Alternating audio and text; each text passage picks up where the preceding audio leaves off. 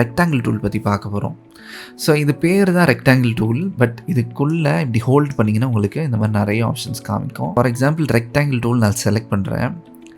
So நான் நார்மலாக இப்படி ட்ரா பண்ணேன்னா எனக்கு ரெக்டாங்கிள் வரும். இதே ஷிஃப்ட்டை நான் ஹோல்டு பண்ணேன்னா எனக்கு ப்ராப்பர் ஸ்கொயர் வரும். இப்போது எனக்கு வந்து இந்த ஒயிட்டாக இருக்குல்ல பேக்ரவுண்ட், இதை வந்து ஃபுல்லாக ரெட்டாக நான் மாற்றணுன்னா இந்த மாதிரி ட்ரா பண்ணி முடிச்சதுக்கப்புறம் கூட இந்த கார்னர்ஸை நீங்கள் அட்ஜஸ்ட் பண்ணிக்கலாம். அண்ட் அதுலேயே டிஃப்ரெண்ட் டூல்ஸும் இருக்கும்.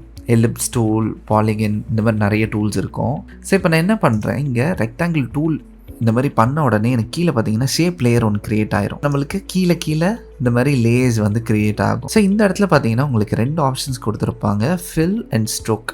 இந்த ஃபில்லுன்றது வந்து என்னென்னா மொத்தமாக இந்த ரெக்டாங்கிள் ஃபுல்லாகவே கலரை ஃபில் பண்ணுறது. நான் இந்த பாக்ஸ் இருக்குல்ல, ரெட் பாக்ஸ், இதை கிளிக் பண்ணிவிட்டு நான் இப்படி சேஞ்ச் பண்ணேன்னா நான் என்ன கலர் சேஞ்ச் பண்ணுறேனோ அந்த கலர் மாறிடும். அண்ட் நெக்ஸ்ட்டு நம்ம என்ன பார்க்க போகிறோம்னா ஸ்ட்ரோக். இந்த ஷேப்பில் பார்க்க வேண்டிய இன்னொரு விஷயம் இருக்குது. இப்போ நான் சாலிட் கலர் கொடுக்குறேன், சாலிட் கொடுத்துட்டு இந்த மாதிரி ட்ரா பண்ணிக்கிறேன். இப்போ நீங்கள் இதோட கார்னர்ஸ் பார்த்தீங்கன்னா உங்களுக்கு ஷார்ப்பாக இருக்கும், தெரியுதா?